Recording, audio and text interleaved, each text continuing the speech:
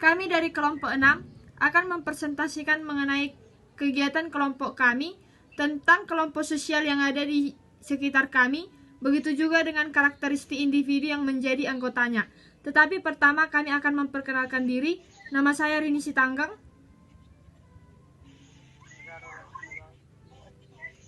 Nama saya Ramayana Sitanggang.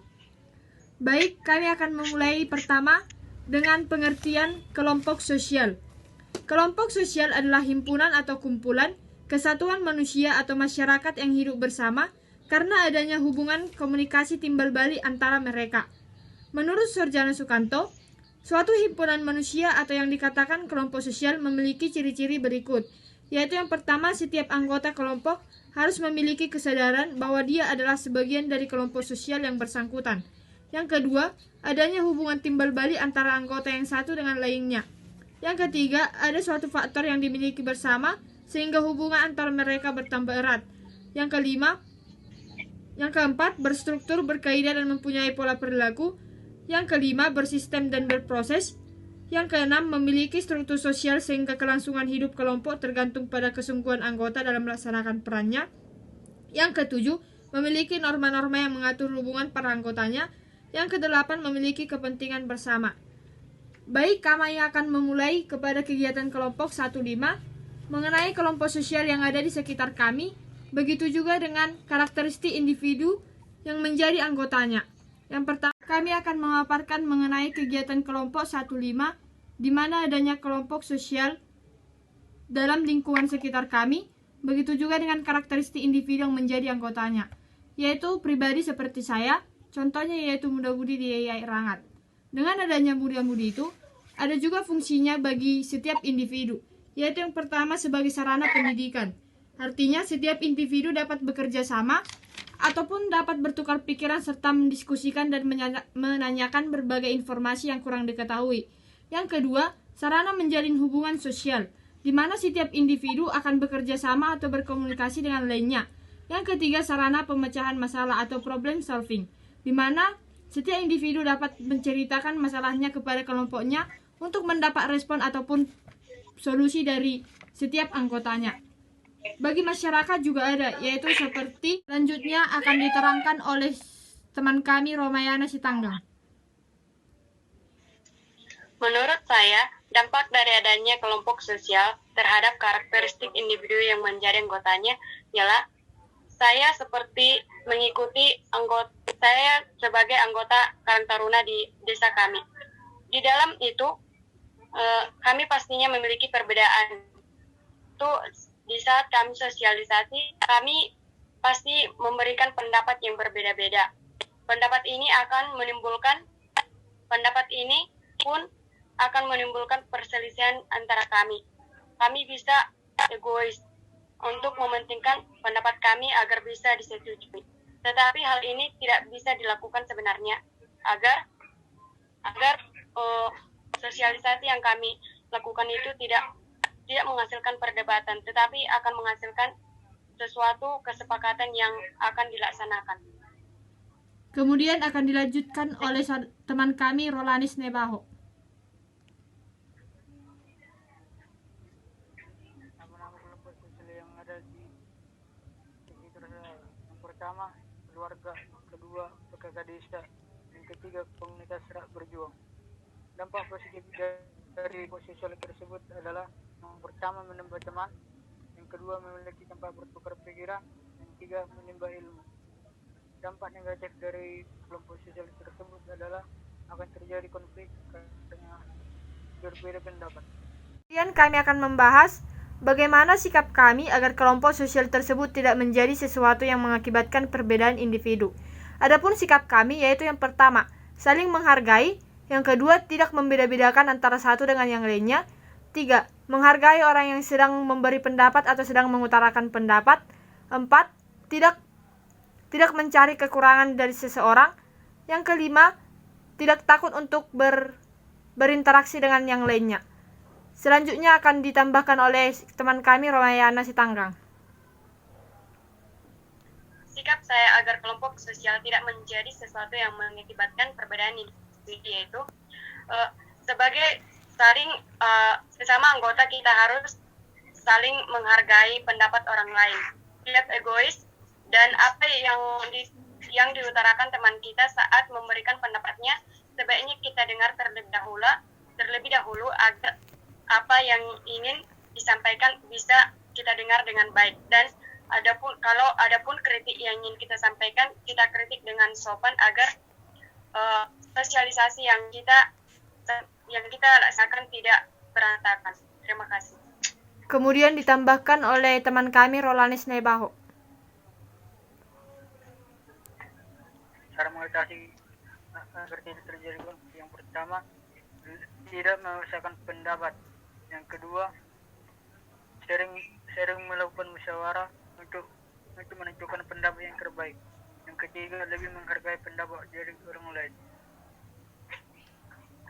Demikianlah hasil pemaparan kami mengenai kelompok sosial yang ada di sekitar kami dan juga karakteristik individu yang menjadi anggotanya, serta sikap kami agar kelompok sosial tersebut tidak menjadi sesuatu yang mengakibatkan perbedaan individu. Sekian dan terima kasih.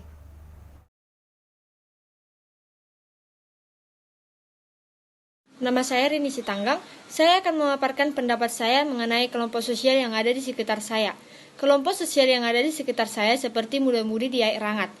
Jadi, kelompok sosial tersebut berpengaruh terhadap karakteristik individu yang setiap menjadi anggotanya.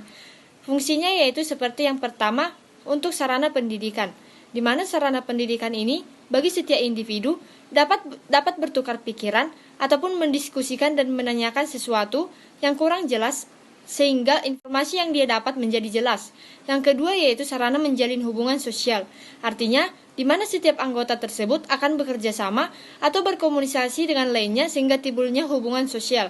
Yang ketiga, sarana pemecahan masalah ada juga sarana pemecahan masalah atau problem solving. Artinya, setiap masalah yang dihadapi individu dapat diceritakan pada kelompok dan dapat memberikan saran atau respon terhadap masalah tersebut.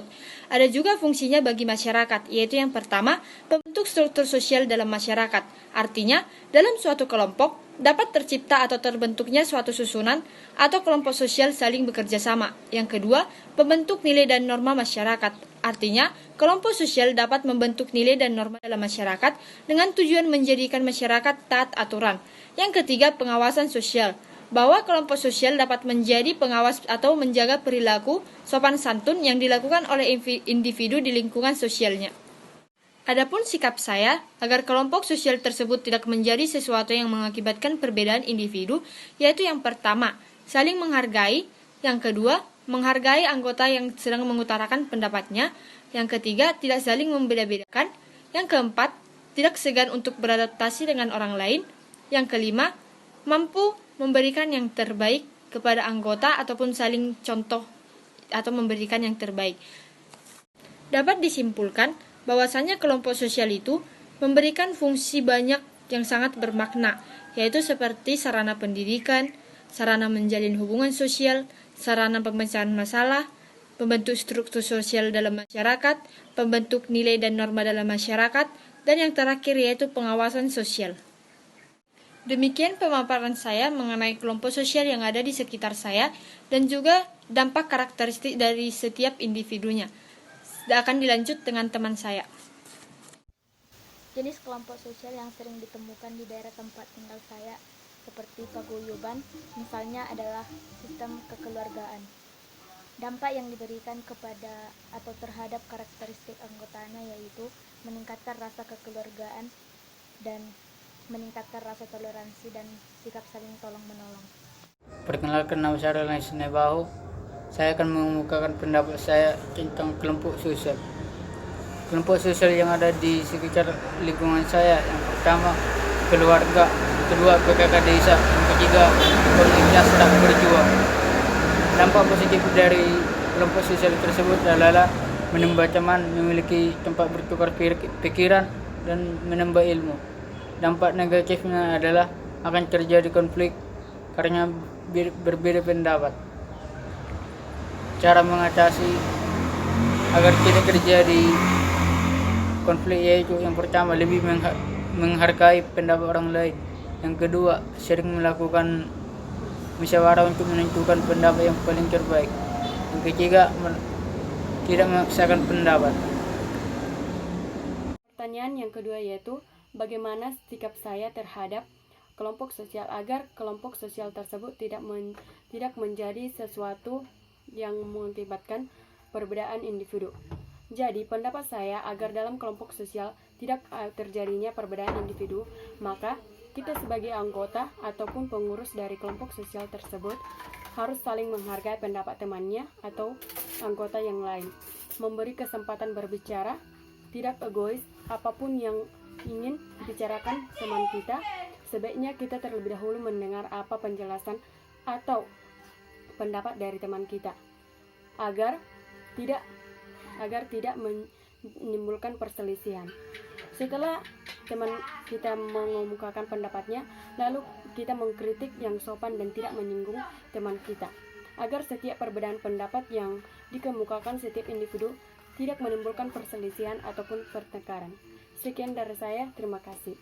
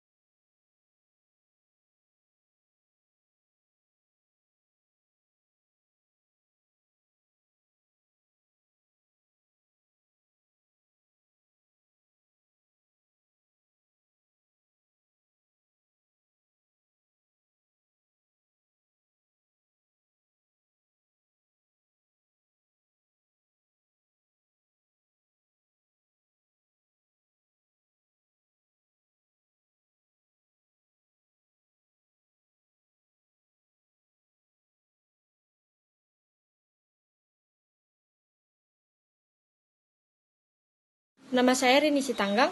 Saya akan memaparkan pendapat saya mengenai kelompok sosial yang ada di sekitar saya. Kelompok sosial yang ada di sekitar saya seperti muda-mudi di Aik Rangat.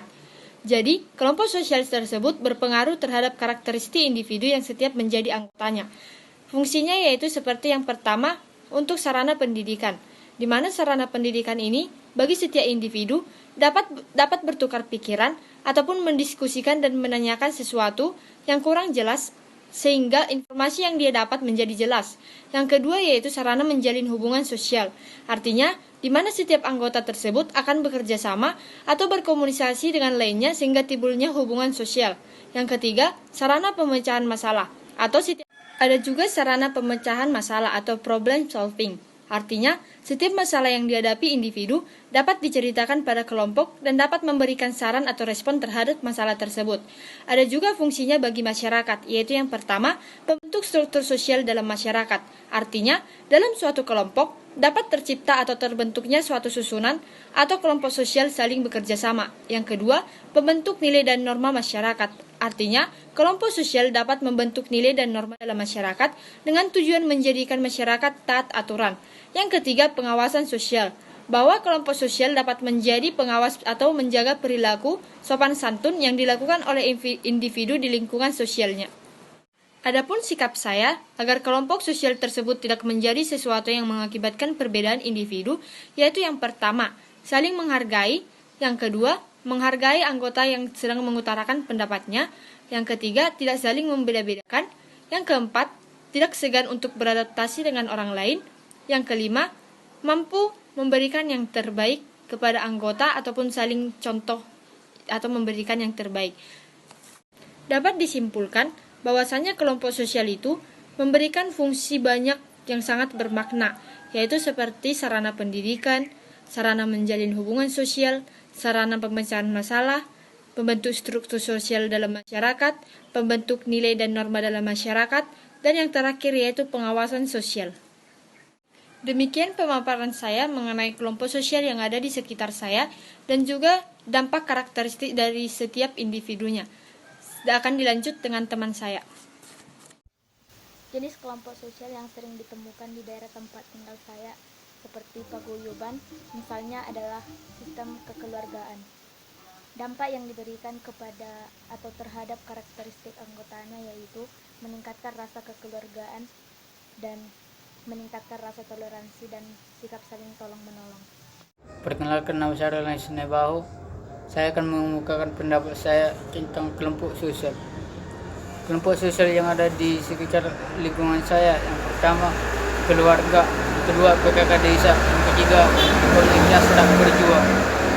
Dampak positif dari kelompok sosial tersebut adalah menambah teman, memiliki tempat bertukar pikiran, dan menambah ilmu. Dampak negatifnya adalah akan terjadi konflik karena berbeda pendapat.